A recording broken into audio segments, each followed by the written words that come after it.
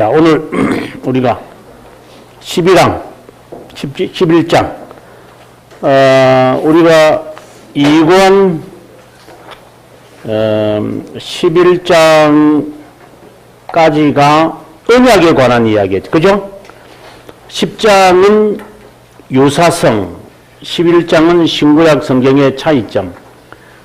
여기 보면 372페이지에 10장에서 신구약 성경의 유사성은 언약이다 라고 했습니다. 언약이라는 것은 신구약 성경의 유사성이다 라고 했습니다.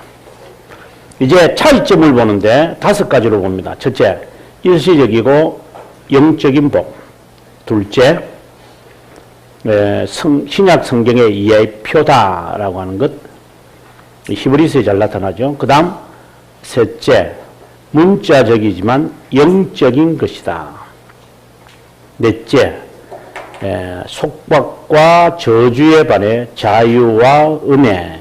그 다음에 5번째, 한 국가에 제한되지 않고 많은 국가로 확대되는 언약이다. 이런 이제 5가지를 보는데, 여기서 가장 중요한 문장은 앞서 우리가 지난 시간에도 살폈습니다만은, 앞에서 우리가 본 것을 우리가 한번 잠깐 보고 올까요? 361페이지에 보시면 361페이지 2권 10장 4망에서 둘째 줄, 율법 가운데 복음이 약속되어 있었다고 설명하므로 구약 성경이 미래의 삶에 관해 관심을 갖고 있다라고 하는 것. 그래서 구약 성경의 내용을 통해서 하늘나라에 관해 관심을 갖게 한다는 것. 그래서 우리가 지상의 삶을 살면서 꼭 잊지 말아야 할 것들입니다. 제가 그날 늘 제가 하는 말이지만 천국은 결코 같이 갈 수 없다. 그러니까 혼자 가는 것이다.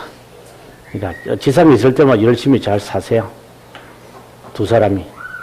천국 가면은 혼자 갈 거니까.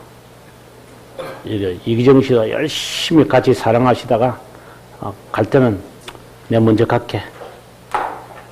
그때는 see you 이렇게 하시면 안 돼요. see you around 하시면 안 되고 bye bye. 못 만날 거니까. 그게 참 슬픈 것 같아. 친구가 가서도 근데 그러겠지. 여성들은 그럴 거야. 안 만나고 싶어. 이렇게 하겠지. 남자들은 만나고 싶겠죠. 아내를. 근데 우리가 늘 기억해야 되는 게 항상 미래의 삶에 관심을 갖도록 하는 것을 있어는 안 됩니다. 이게 이제 가장 핵심적인 이야기예요. 그래서 오늘 여기 373페이지에서도 그 이야기를 지금 먼저 하려고 하는 겁니다. 굵게 되어 있죠. 지상의 복들 하에 그것을 미리 맛보도록 자신의 뜻을 나타내셨다.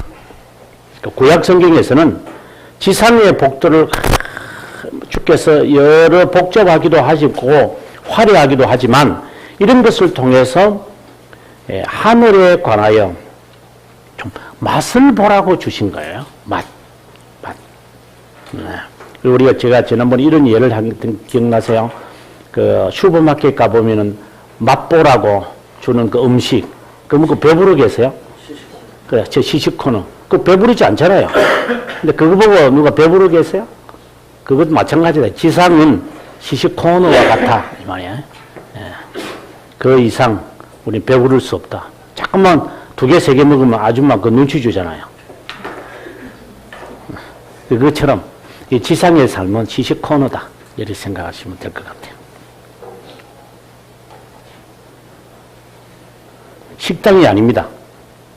식당이 아니고 시식코너다. 자, 그 다음에 373페이지에 계속해서 그 2항에 보면 또 굵게 되어 있는 부분을 읽겠습니다.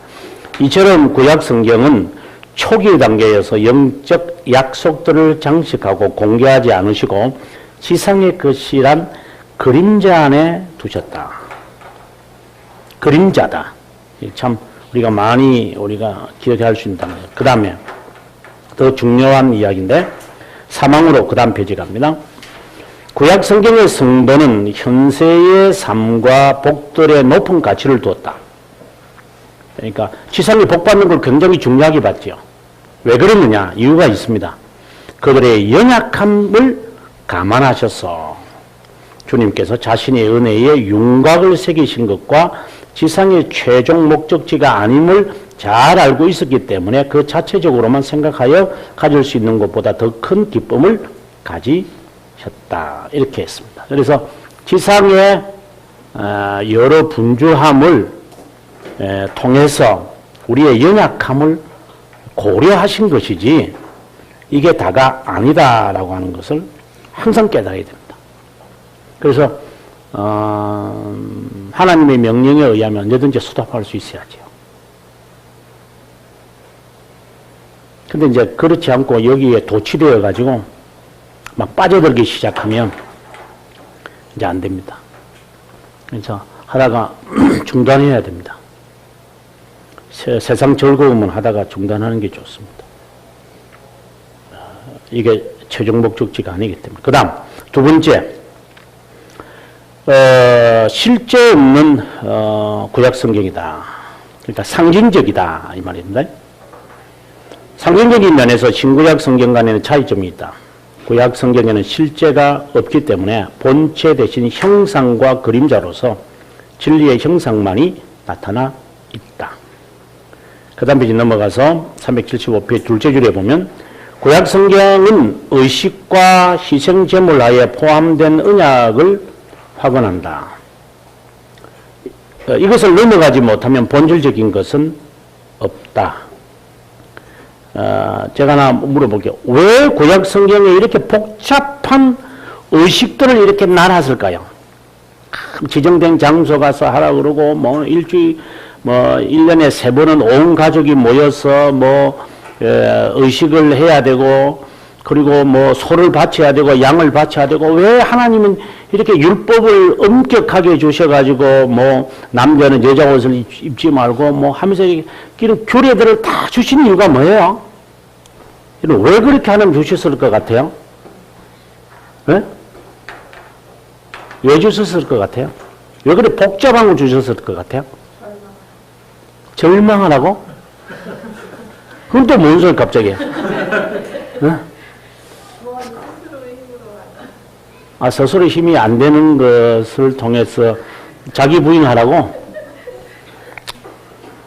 근데 의미는 맞네요. 좀 생뚱 같은 답변인데 좀 의미는 맞는 것 같아요. 좀 더 정확하게. 왜 하나님이 복잡하게 했을 것 같아요? 의식들을. 그냥 단순하게 하면 안 돼요. 처음부터 야 예수님으로 말미암아 구원받는다. 이러면 되는데 뭘 복잡하게 말이야. 의식들을 만들어 가지고 소 잡으라고 그러고 비둘기 잡으라고 그러고 왜 그랬을까요? 왜 복잡한 의식을 주셨을 것 같아요?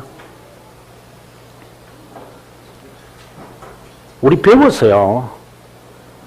하나님이 왜 비참함을 느끼게 하시기 위해서? 그건 비슷하네. 절망을 느끼게 하는가. 예, 의미는 맞아요. 지금 두 분이 하신 말이 의미는 맞는데 좀 더 정확하게 딱 집어내야 돼요. 예? 죄의 심각성을 의식을 통해서 느낀다고요? 이 복잡한 의식을 통해서?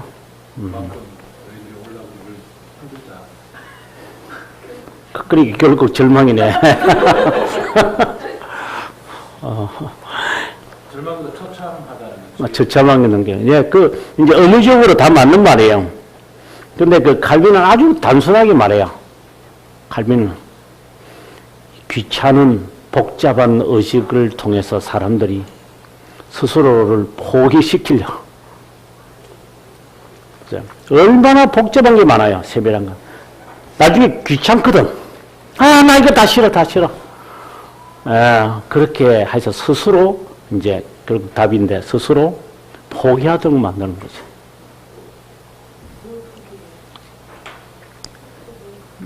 하나님의 자녀라는 이 길에서 스스로 벗어나게끔 만드는 거죠.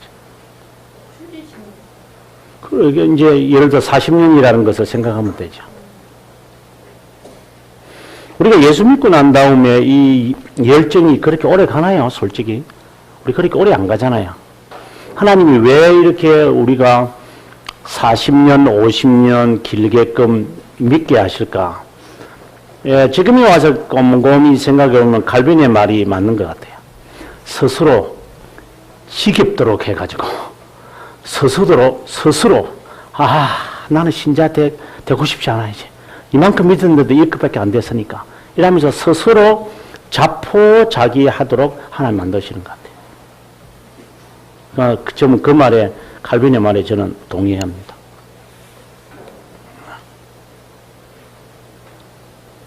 그래서 구약의 이 복잡한 이런 그 제사 의식이나 이런 것들을 통해서 사람들은 스스로가 싫어하게끔 되죠. 그러나 그 안에 있는 실제의 모습을 보려고도 하지도 않고 왜 하나님이 이렇게 하시는 것인가? 거기에 관심이 없는 거죠. 예를 들어서 당신의 하나님이 내 하나님이고 당신의 나라가 내 나라고 국민이 내 국민입니다. 이런 고백을 하도록 만드셔야 되는데 그걸 싫은 거죠. 교육교회도 마찬가지 아니에요? 실제로. 너무 재미없잖아요. 진짜 재미없는 게 교육교회 같아요. 저도 여기 유학하기 전까지는 제가 개혁신학에 그렇게 제가 민감하지는 않았어요. 실제로. 제 솔직한 이야기인데. 이제 미국에 또 가가지고 예배드리는데 언약교회가 있어. 거기도. 카버넌트 처치가 있어요. 제가 카버넌트 학교를 다녔기 때문에 그래서 카버넌트 교회를 갔는데 너무 재미없는 거예요. 그래서 진짜 너무하다. 진짜 보수다 진짜. 나 이거 못 다니게 할 정도로 재미가 없어요 진짜. 교회가. 그런데 지금 제가 그걸 하고 있으니까 그럴 것 같아. 사람 진짜 재미없을 것 같아 교회. 아무튼 이런 것들을 통해서 스스로가 포기시키고 결국은 이제 절망감이겠죠. 네. 자, 계속해서 375페이지에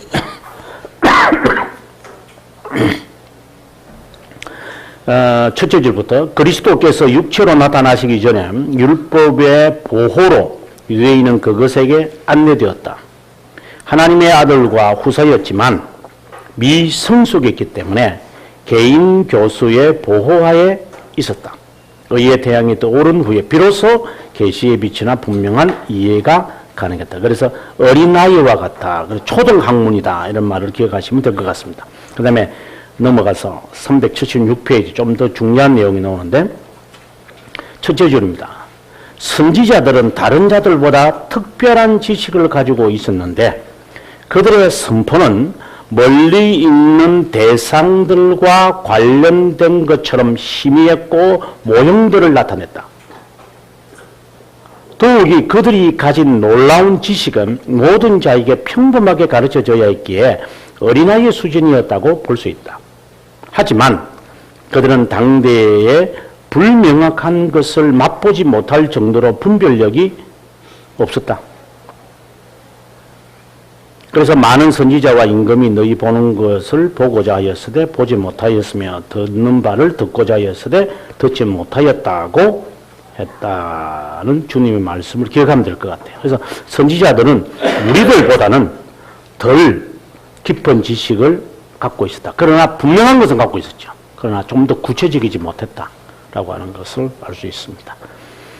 그 다음에 세 번째, 제 밑에 보면은 아주 칼빈이 흥미있는 이야기를 하고 있어요. 사도는 선지자보다 율법에 대해 더 깔보고 있음을 알 수 있다. 이것은 그가 율법 자체를 언급하는 것이 아니라 의식들에만 패역하고 연구함으로 복음의 명확성을 희미하게 만드는 율법을 어리석게 흉내내는 자 또는 원숭이가 있기 때문이다. 그는 그들의 그릇되고 어리석은 애정에 관해 율법의 본성을 다루고 있다. 그래서 율법을 흉내내는 원숭이라고 이제 표현을 합니다. 구약 성경에 있는 의식들에 대해서 계속적으로 연구하는 사람들, 최근에 그 어떤 그 분이 그 레위기 설명을 해서 이제 많은 교회 초청을 받고 막 다니고 그러더라고. 제가 그 친구가 제 후배라서 제가 너 그 뭐 레위기에만 너 머물고 언제까지 머물고 있을 거냐 이러니까 아니요 지금 신명기로 갔어요 이러던데. 그래서 내가 그럼 신명기 다음에는 뭐냐 이러니까 아 이거 뭐 모세오경만 해도 뭐 한참 가는데요 이래서. 제가 가본에 대해서 공부할 때에 우리 교수님이 이제 뭘 어떻게 가르치냐면 레위기를 가르치면서 히브리서와 같이 가르치는 거예요. 저는 놀랐어요. 그리고 이제 요한계시록을 가르치면서 뭘 구약 성경에서 보느냐면 에스겔을 같이 보는 거예요. 그래서 나는 아니 교수님 왜 그러십니까 하니까 구약 성경만 보아서는 안 된다는 거예요. 그분이 하는 말이. 반드시 신약 성경과 같이 봐야만이 이 답을 찾아낼 수 있는데 어떻게 성경 그것만을 보고 예를 들어 히브리서만 볼 것이냐는 거예요. 안 된다고. 그래서 우리가 이 두 개 다 봤어요. 그래서 에스겔하고 저는 요한계시록을 연결 짓는 것을 저는 그때 처음 제가 당한 거예요. 그 레위기하고 히브리서를 막 연결 지으면서 답을 찾아가는 것을 보면서 참 고마움을 겪었는데 제가 그래서 후배한테 부탁을 하기는 모세오경에 머물지 말고 선지서와 함께 뛰어가서 신약 성경으로 가라고. 모세오경에 머물지 말라고. 근데 이해를 못하던 것 같아요. 어쩔 수 없죠. 저는 실수하면은 우리가 율법을 어리석게 흉내내는 자가 될까 참 두렵다 하는 마음을 원숭이가 될까 두렵다 하는 생각을 가져봅니다. 그래서 율법 자체에 우리가 매몰되어 있으면은 그 이면에 있는 원형이신 예수 그리스도를 찾기가 어려울 것이다. 그 다음에 계속해서 377페이지 넷째 줄에 율법에 기인시키는 모든 것은 율법이 옳은 것을 명하고 범죄들을 금지하고 의를 지키는 자에게 보상을 약속하고 범죄자들에게 처벌을 위협한다. 동시에 율법은 선천적인 이게 이제 핵심이죠. 선천적으로 지닌 심정의 부패를 변화시키거나 수정하지는 못한다. 율법으로 절대 사람을 변화시키지는 못할 것이다. 그래서 엄벌을 행하여서 못하도록 하죠. 우리가 자녀들을 우리가 키워보면 알잖아요. 자녀들이 말한 대로 매를 때리는데 매 때리는 것으로 자녀가 바른 사람은 되는 거 아니잖아요. 그거 마찬가지인 거죠. 그래서 율법은 사람을 변화시키지는 못할 것이다. 이 말입니다. 다음에 이제 넘어가서 378페이지에 네 번째 속박과 자유. 구약 성경은 속박, 신약 성경은 자유의 언약이다. 그럼 도대체 무엇의 속박과 무엇의 자유냐? 라는 것은 여기 보시면 구약 성경은 두려움과 떨림으로 양심을 괴롭히지만 신약 성경은 은혜로 인해 양심의 기쁨과 자유를 준다. 그런 면에서 그 다음에 시판에 보면 옛 언약과 새 언약이 되어짐을 말하고 있습니다. 그 다음에 이제 마지막으로 5번 다섯 번째 한민족과 여러 민족을 말하고 있습니다. 이거는 우리가 뭐 내용을 아는 내용이니까 그냥 넘어가고요. 전 마지막 380페이지에 한번 보도록 하겠습니다. 차이점이 나타나는 이유가 있는데 차이점이 나타난다고 하여 불평해서는 안 된다. 하나님은 각 시대에 가장 적절한 것을 아시기 때문에 그것에 맞는 형태로 계시한다. 부모가 자녀의 성장에 따라 교육을 달리하는 것과 비교할 수 있다.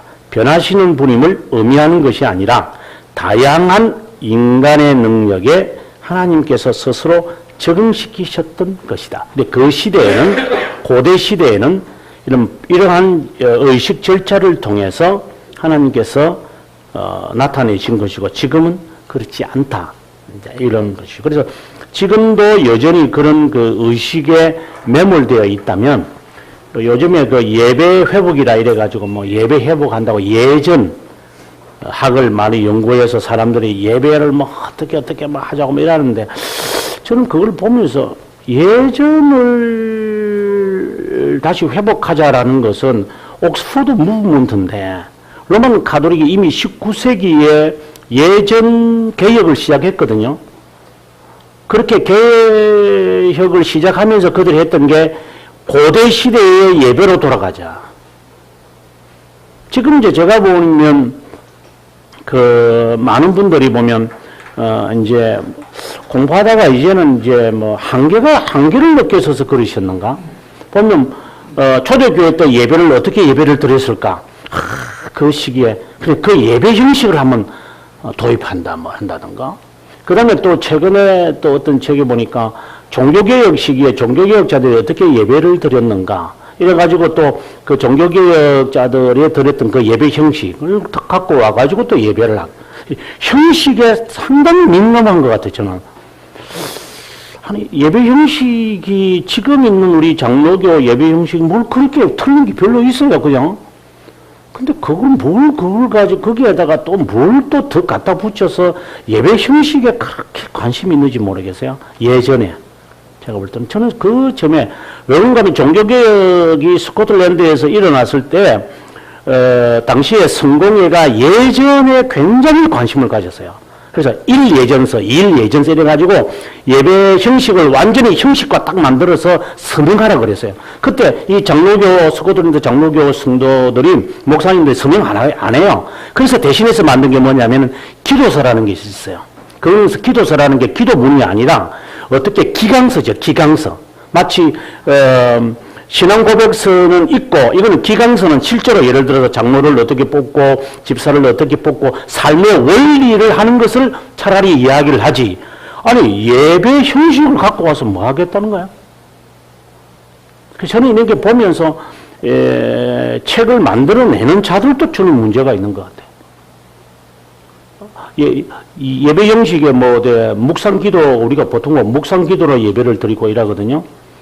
보통 교회 그렇지 않으면 저는 그렇게 안 하지만, 묵상기도 드리고, 묵상기도 안 드리고, 그게 그리 크게 문제가 되나요?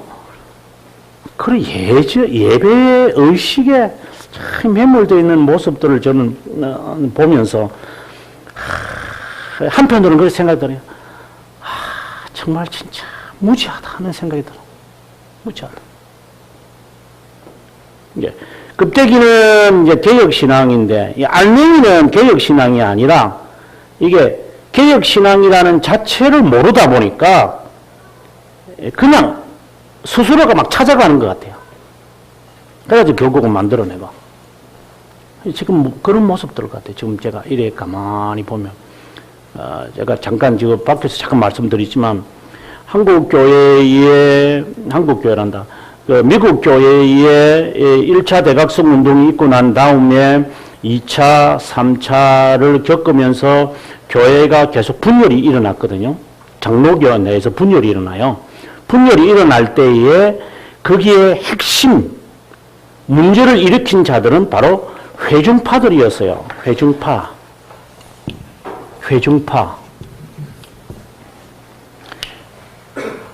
회중파와 장로교는 다릅니다. 이 다 우리가 아다시피 제가 청교도 이야기를 하면서 했지만 이 장로교죠. 장로교 다 청교도지요. 청교도지만 스코틀랜드는 이 회중파가 없어요. 스코틀랜드는 당연히 없죠. 이건 청교도니까.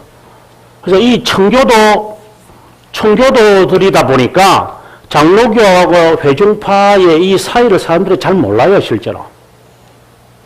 우리가 회중파의 그 대표자들 가운데 우리가 여러 사람들이 있지만 우리가 지금 존경하는 많은 사람들, 구딘이라든가 토마스 구딘이라든가 그 다음에 존 오웬이라든가 그 다음에 많은 사람들이 아는 존 버년이라든가 이 다 회중파예요.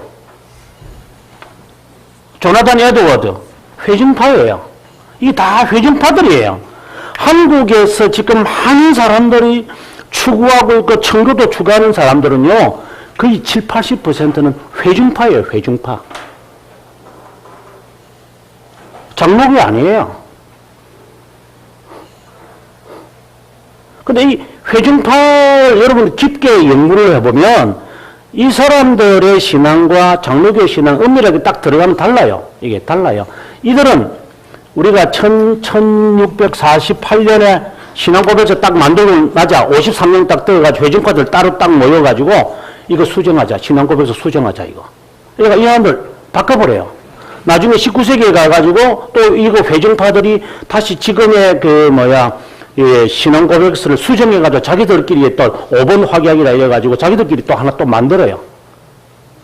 그래서 교회는 장로교인데 신앙은 회중파예요. 이 사람들 때문에 이 사람을 말하는 게 아니라 이후에 나타나는 회중파들 때문에 이 사람들이 장로교에 들어와요. 이 사람들이 대거 막 들어와요. 들어와서 이 사람들은 수에 관심이 많으니까 수에 성장하고 막 수에 그러다 보니까 이 장로교가 안 돼. 아유 괜찮아. 이렇게 하다가 결국은 장로교 안에 이 사람들이 들어오는 것을 싫다. 안 돼. 이렇게 해서 나누어졌던 것이 교회 내에서 미국 교회 역사에 나타나요. 지금 제가 볼 때는 신학적으로는 볼 때는 아르미니우스 쪽으로 가지 않는 사람들도 있지만 장로교 신학이고 개혁 신학이라고 하면서도 따지고 보면 회중파라 이게 회중파 이건 신학 점검을 한번 해봐야 될 필요가 있는 것 같아요. 근데 이게 장로교 신앙이 뭔지는 잘 모르잖아요, 현재로서요. 솔직히. 그렇잖아요. 왜냐면 스코틀랜드의 사람에 대해서 우리가 잘 모르니까, 솔직히. 스코틀랜드의 사람, 뭐 어떤 사람, 이런, 누가 있지? 존 낙스인가? 존 낙스는 하나 알고, 그다음 누구지? 이 우리 모른다고 얘기해.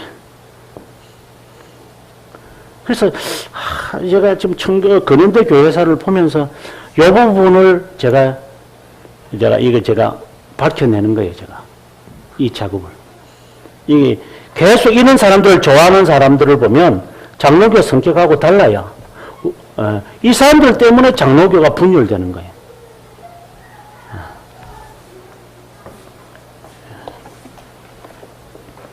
참 안타깝죠? 안타까운 것 같아요. 이제 결국 이제 우리 책임이, 저 책임이고 우리 책임이라고 저는 교수 책임이라고 생각을 하죠.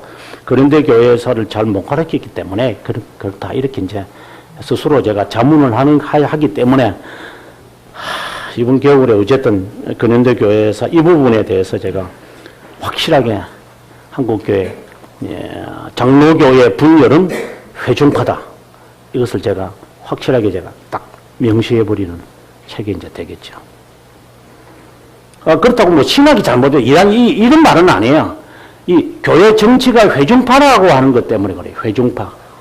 그래서 이 장로교에 들어와자 장로교는 분열이 일어날 수밖에 없는, 장로교 내에서 분열은 자유신학 때문에 분열이 일어나지 이런 것 때문에 분열이 일어나는 건 아니에요. 실제 수 때문에 분열이 일어나고. 이 사람들은 본래 그런 거 본래 신경이 별로 서있지 않는 사람이니까 이 사람들은 뭐 정부에 뭐 가담하고 뭐 정치와 뭐 하고 이런 사람들은 이 사람들 저 스스로는 그런데 별로 관심 별로 없는. 그래서 지금 한국교회 보면 투가면은 우리 한국교회 장로교들 보면 다 그렇잖아요. 그래서 이걸 어떻게 잘 구분해낼까 하는 숙제를 좀 갖고 있긴 있어요. 진짜. 자, 아무튼 그럼 그거고요. 이제 12장부터 14장은 그리스도론인데, 자, 이 부분은 이렇게 시작했으면 좋겠어요. 자, 보면 지금 이건 구속론입니다. 그죠? 이거는 우리가 흔히 말하는 소테리알로지라고 하는 겁니다. 영어로 말하면. 지금 칼빈 선생이 지금 우리들에게 이야기하는 세 장, 그러니까 2권 12장에서 14장에 이르는 구속론의 이야기의 제목을 보면 왜 하나님이 인간 되셨나? 그리고 그 인간은 어떠한 인간인가?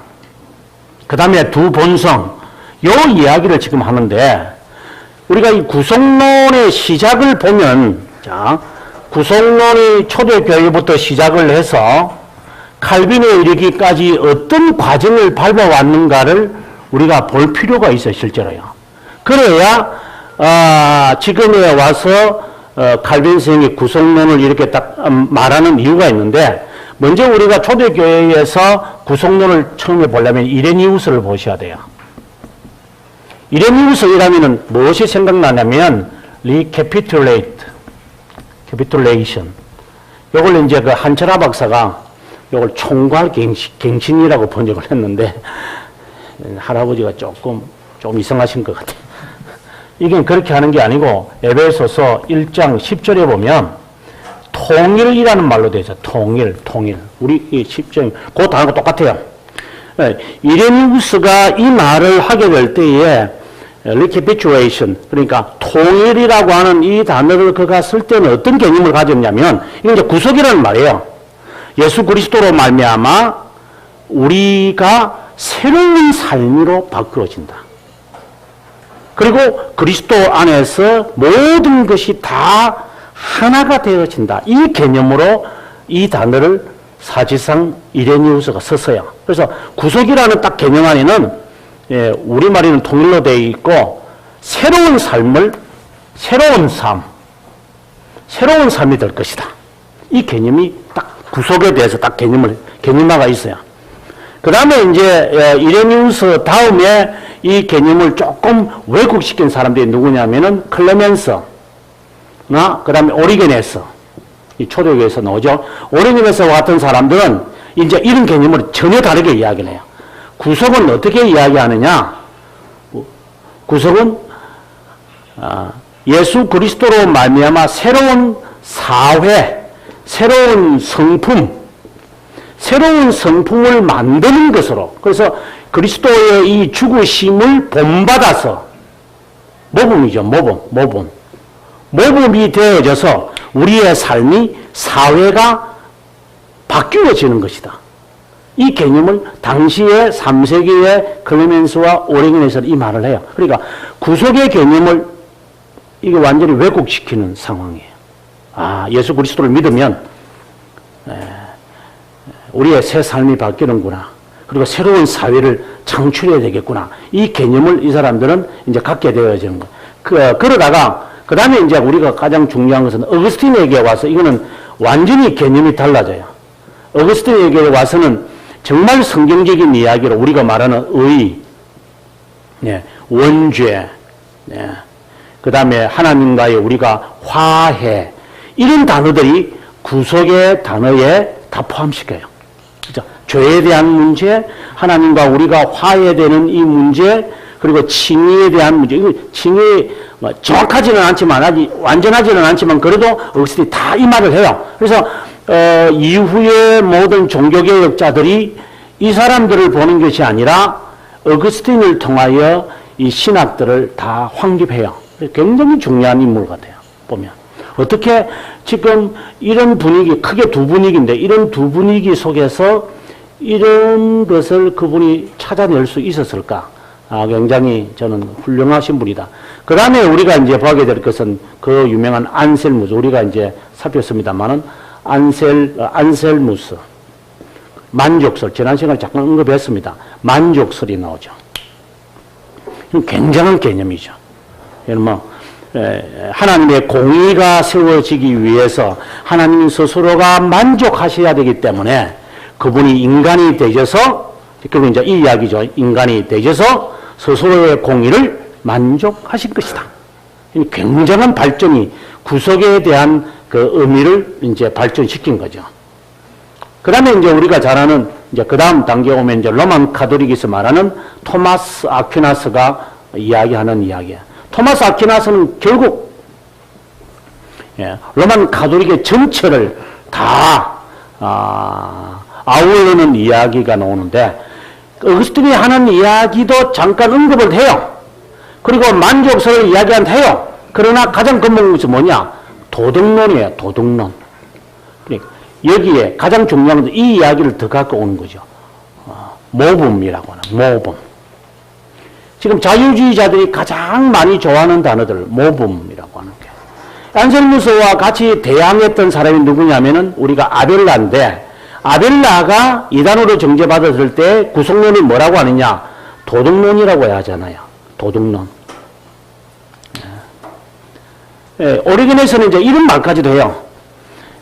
예수님께서 사탄이 갖고 있는 이 권력을, 지상의 권력을 이제 빼앗아 오시기 위해서 예수님께서 미끼가 되신 거죠. 인간이 되셔가지고 날 잡아봐라 이러니까 이 사탄이 화가 나가지고 내가 너 잡아먹으면 너를 죽이면 나의 권력이 너한테 이양될 건데 그러니까 예수님이 계속해서 3년 동안 있으면서 직직거린 거죠. 그러니까 사탄이 화가 나가지고 막 예수님 십자가에 못 박아가지고 결국 지가 갖고 있는 권력이 다 빼앗겼다. 이런 이야기는 나중에 아벨라도 그 말해요. 나중에 토마스 아퀴나스도 그런 말을 하고 이게 다 해요.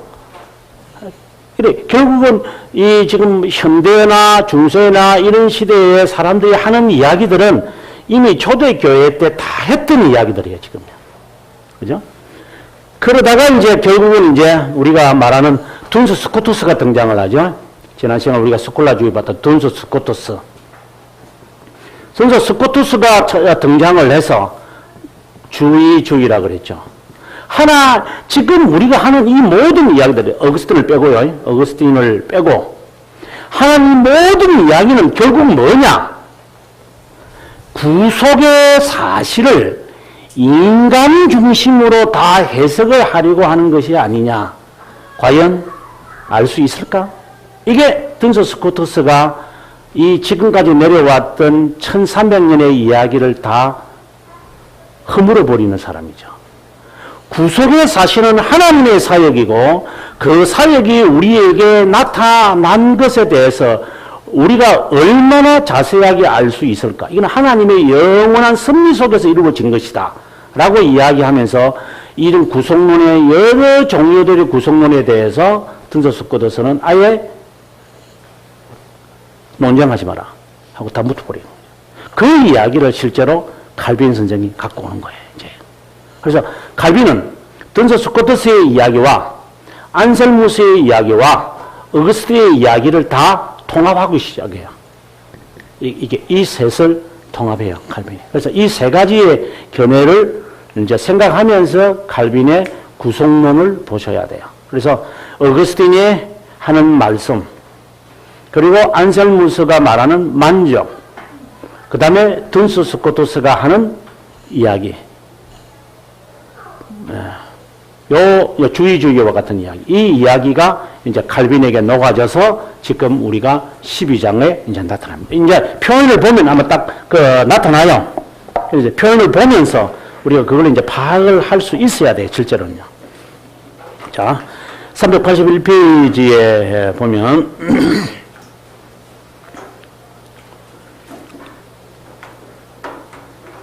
첫째 줄, 6장에서 밝힌 중보자 하나님, 7장에서 11장까지 설명한 율법에 예언된 그분은 타락한 우리를 하나님과 화해시키기 위해 인간이 되셔야 했다. 화해라고 하는 단어가 나오는 거예요. 근데 그 전에는 아까 말씀드린 대로 어거스틴 전에는 화해라고 하는 이 단어가 안 나와요. 화해라는 단어가 안 나와요. 중세 시대도 당연히 안 나오고요. 이제 이런 점이 화해라고 하는 말이 왜 이럴까 할 정도로 우리가 구속에 관해서 잘 사람들이 개념화가 안 되어 있었던 거죠. 이건 역시 하나님께서 원하셨기 때문에 일어났다. 이제 하나님께서 원하셨기 때문에 일어났다. 이게 바로 이제 둔스 스코투스의 견해가 상당히 있는 것을 봅니다. 그 다음에 넘어 382페이지요. 12장.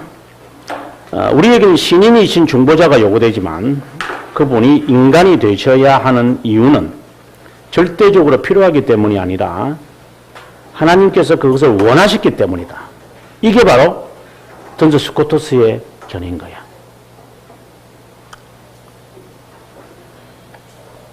이제 좀 더 구체적으로 말하면 이제 나중에 이제 이 반대하는 사람이 나오는 사람이 이제 누구냐면은 그 오시한드가 나오는데 오시한드는 이런 말을 하거든요. 만약에 인간이 타락하지 않았다라면 그리스도는 인간이 되지 않았을 거야. 말도 안 되는 이야기를 해요. 그러니까 칼빈이 화가 난 거죠. 네가 타락을 하지 않았다면 예수님이 안 왔을 거야 하는 말 자체가 그게 말이 되느냐. 이미 타락을 했고 그리스도가 오셨는데 괜히 그런 말을 해가지고 사람들 하여금 이 구속의 이 진리를 이 희미하게 만들려고 하는 사람이라고 화가 막 치밀어서 지금 하시는 말씀이거든요. 그래서 그런 말을 하면 안 된다는 거죠. 그래서 갈빈이 여기에 굵게 되어 있는 부분 보세요. 성육신은 범죄 이전에 하나님의 영원한 작전 가운데 이미 있었던 것이다. 여기에 가정하지 말라는 거죠. 그래서 하나님의 의지를 강조하는 그것에 대해서 반박하는 그런 내용을 칼빈이 말하고 있습니다. 요거 자세한 이야기는 이제 5, 6에서 잘 나타나는데 5항, 6항. 먼저 5항과 6항을 한번 보시면은 385페이지에 이제 4항이 있고요. 그다음에 넘어가서 386페이지에 보면 이제 5항이 있는데 여기에 보면 칼빈이 이런 말을 해요. 한번 읽어볼게요. 밑에서 6여 줄인데 바울은 그리스도가 보내진 목적을 또 올리고 예정의 높은 신비를 설명하면서 그분의 인성에 대한 호기심과 모든 변덕스러운 것을 금지시키고 있다. 에베소서 1장 4에서 7절. 여기서 아담의 타락은 시간적으로 작정 이후에 일어났지만 우리의 관심은 하나님께서 인류의 불행을 치유하기로 기뻐하셔서 모든 시대 이전 하나님께서 미리 정하신 것으로 이끈다. 이게 이제 둔소 스코터스의 이야기죠. 또 하나님의 계획이 인간의 타락에 의존한다고 주장하면 그분의 비밀적 작정을 통해 미리 정하신 것 이상으로 그리스도에 대해 알고자 열망하는 자들은 새로운 그리스도를 고안하려고 불경스러운 오만을 나타낸다고 말할 수 있다. 그런데 오시안들은 아담이 타락하지 않았더라면 하나님의 아들이 육체로 나타나지 않을 것을 부인하는 자들에 대해 과민하게 반대하는 입장을 고수했다. 이런 억지 주장을 반대하는 성경 구절을 찾을 수 없다고 한다. 6항에서 그 답을 한번 찾아보도록 하자. 네 줄을 내려와서 아담이 자신이 처음이고 순전한 기원에서 타락하지 않았더라도 그리스도께서 인간이셨을 것이라는 겁니다. 오시안드가 그런 말 한다는 거죠. 이 얼마나 하찮고 왜곡된 말일까요? 아담이 가진 타락성이 무엇이든지 간에 하나님의 형상대로 창조되었습니다.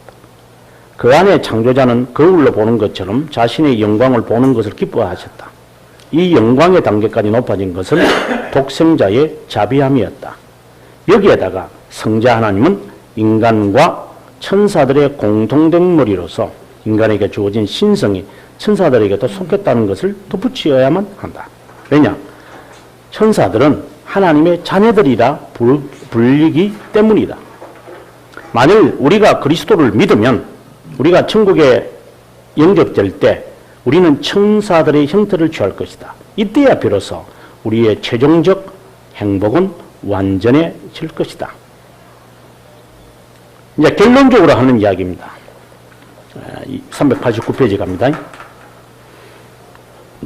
성경은 첫째 줄, 그분을 둘째 아담이라고 부르므로 인간의 기원적 형성과 그리스도에 의해 우리가 획득하는 회복 사이에 중간 위치의 원시적 조건까지 본성을 회복시켜야 하는 타락을 둡니다.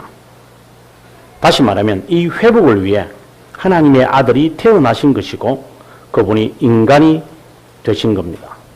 이 외에도 오시안들은 회개한 억지 주장을 펼치는데 때가 참에 하나님이 그 아들을 보내사 여자에게서 나게 하시고 율법 아래 나게 하신 것은 율법 아래 있는 자들을 속량하시기 위함이라 하는 엄숙한 진리로 하나님의 자녀들을 위한 단단한 양분이 충분하다고 확신합니다. 제가 두성두성 제가 읽었습니다만은 지금 여기서 지금 이야기하고자 하는 것은 하나님이 인간이 되셔야 하는 이유에 대한 책을 쓴 안셀무스의 이야기를 칼빈이 말하는 건 아니에요. 그렇잖아요. 여기서 말하는 것은 하나님의 공의가 만족되어야 한다는 이야기는 칼빈이 하지 않아요. 그게 안셀무스하고 다른 거예요. 지금 칼빈은 계속해서 하는 것이 뭐냐면 창세전에 하나님께서 이미 구속하시기로 작정을 하셨다라는 것을 이야기하려고자 하는 거예요. 그러니까 이게 어떻게 본다면 스코투스의 이야기를 지금 하는 거죠. 좀 개념이 다르죠. 우리가 지금 착각하기 쉬운 것은 뭐냐면 하나님께서 구속의 이 사건을 하나님이 창조 전에 영원한 작정 속에 있다는 것은 생각하지 않고, 그 다음에 우리가 실수하는 게 뭐냐면 안셀무스가 이야기하는 것에 너무 집중되어 있는 거야. 이 무슨 말이냐면 우리가 죄를 범했다. 그러니까 하나님의 영원한 작정 속에 있다는 것을 생각하지 않고 그냥 시작은 뭐냐? 구속의 시작은 우리가 죄를 범했다. 그러니 하나님께서 이걸 수습을 해야 되겠니? 수습을 하기 위해서 하나님께서 그러면 하나님은 범죄한 자들에게는 형벌을 내려야 되는데 그 형벌을 내리는 것에 대해서 해결을 위해서는 세상에서는 인간을 찾을 수 없다. 이것을 찾을 수 없다. 그래서 자신 스스로가 인간이 되셨고 자신의 공의를 스스로가 만족하셨다. 이것이 안셀무스의 주장이거든요. 근데 칼빈이 이렇게 출발 안 한다 이 말이에요. 이게 이제 칼빈이 하는 말하고 안셀무스나 보통 목사님들이 하는 이야기가 달라요. 그러니까 이 모든 것은 창세전에 예정되어 있었던 것입니다. 구속의 시작을 창세전으로 영원하게 보셔야지 비로소 타락하고 난 다음에 만들어진 구속은 아닙니다. 예정론에 철저하게 입각해 있는 것이 칼빈의 입장이죠. 그래서 하나님이 왜 인간이 되셔야 되죠? 창세전에 되어진 것입니다. 안셀무스가 이야기한 것처럼 공의를 만족시키기 위해서 인간이 될 수밖에 없는 이야기가 아닙니다. 그렇다고 칼빈이 또 안셀무스의 이야기를 또 무시하는 건 아니에요. 나중에 또 칼빈이 이제 그 다음 장 13장에 가면 이제 안셀무스 이야기를 또 해요. 그래서 칼빈은 이제 어거스틴 이야기도 나중에 하지만 안셀무스와 스코투스의 이야기를 같이 하면서 좀 더 포괄적으로 구속론을 이야기하고 싶어 하는 거죠. 그래서 많은 사람들이 지금까지 칼빈이 이르기까지 1500년 동안 지금 제가 아주 간략하게만 이야기했지만 많은 그 구속에 관한 이야기를 설명을 했지만 칼빈은 그걸 하나로 딱 만들어서 이 두 개를 통하여 답을 내고 결국은 어거스틴 쪽으로 그가 이제 회전을 해서 답을 내리게 돼요. 이게 칼빈이 말하고자 하는 구속론이에요. 그게 조금 다르죠. 우리가 보통 이제 이야기하는 것을 보면 죄를 짓고 난 다음에 구속의 이야기가 시작되지 않았을까? 우리가 그렇게 생각하는데 그게 아니라 창세 전에 하나님은 구속의 사실을 이미 예정하셨다라고 해요. 이제 그러다 보면 아랫민수파는 어떻게 생각합니까? 봐라! 그러니까 타락한 후에 하나님께서 계획을 이제 구속의 계획을 하시겠다. 그럼 그거를 아니다. 그러면 뭐야?